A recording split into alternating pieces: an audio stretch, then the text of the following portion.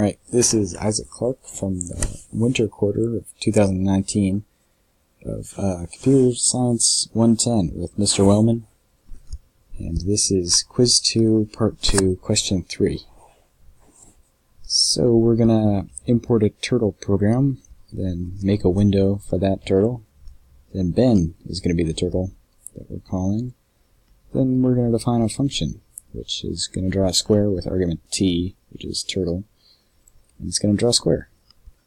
And squares have 4 sides, so it's just going to draw those sides 4 times, or that side 4 times. Then we're going to define another function, line of squares, which takes turtle and however many squares you want to draw in that line.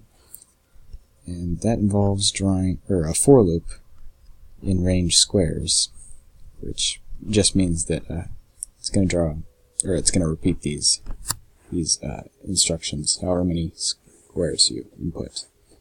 So first of all, it's going to draw a square.